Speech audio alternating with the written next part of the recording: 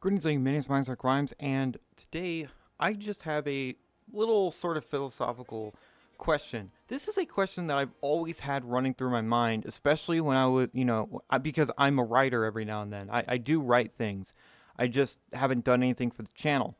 Maybe that'll change, but utopias. So I always kind of have a little bit of a problem with a pure utopia because would you want to live in a utopia? That's the question. So when I mean utopia, I just have to explain absolutely everything that, at least to me, a utopia is. You got some of your good things: no crime, no pollution, no poverty, no, anything to worry about. But then you also have the questionable things where pretty much everybody lives like a rich person, where they don't have any responsibilities, where they don't have anything that could possibly go wrong in their life. Everything is just laid out before them. There's no random elements, there's no sort of hardships, there's no pain, there's no anything that would constitute a life where you have to overcome something. There is nothing to overcome. You've already overcame everything. So,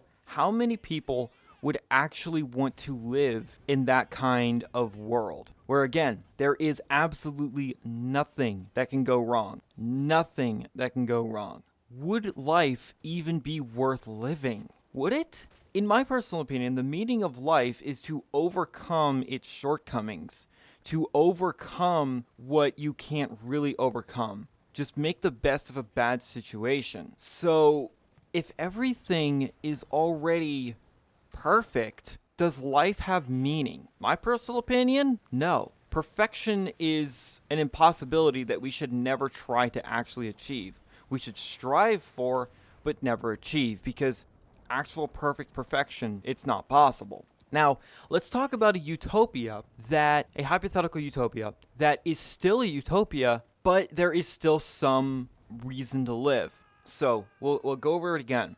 There's no crime, there's no poverty, there's no social economical issues, nothing like that. Everybody just gets along and let's also say hypothetically, also a spacefaring species as well. Like say, humanity is already spacefaring and they already have this kind of utopia. However, there are still some things that aren't perfect, but they are purposefully put into the system so people just don't get bored. Because the main thing that comes with utopia, at least to me, would be boredom. There would be nothing to do, nothing to strive for. So let's say hypothetically that there would still be jobs. You would still have people manufacturing things. You would still have people tending fields of crops for food. You would still have people living a fairly normal middle-ish class sort of life, but there would be no class system anymore. Because in my personal opinion, there can't be utopia with a class system, which may or may not piss people off, but that's just my personal opinion. So in this utopia, everybody has everything they could possibly want, but you do actually have to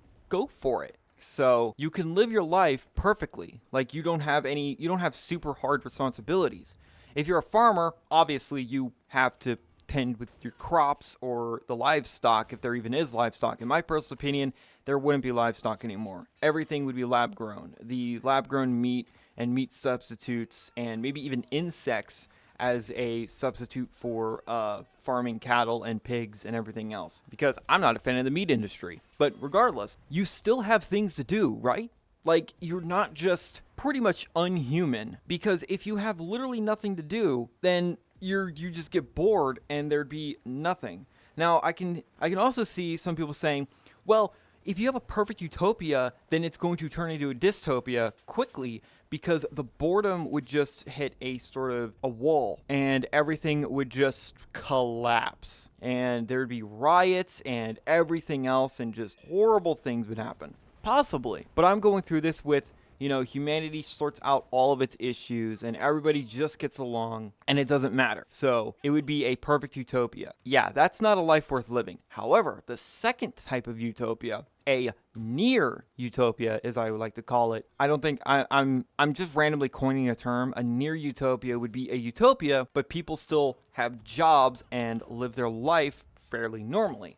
You have your ups and downs, you have your own hobbies, you have your own work, you have relationships and everything. It's fairly normal, except for the fact that everything is just peachy. Like, the world is just in a very, very good place. No pollution, no wars, no anything like that. No huge catastrophes. That's the kind of utopia I would like to live in, where, again, you would have your own life, you would have your own goals and things to strive for and reasons to go for them. But you do also have the fact that, hey, we live in pretty much a perfect society. There's still ups and downs, but hey, it just means that we're alive, that we are enjoying life. So the reason this came up is because, again, at starting this video, I've always not really been a huge fan of utopias. And as a writer, it's kind of hard to really describe utopia without it turning into a dystopia. Now, a dystopian story can be just as good. Say you live in a dystopia, but you want to get out of it. Like, the society is going to have another collapse, but from those ashes, a new, better society comes forth. That can be a very, very good plot device. It could be a very good thing to push the story forward. So,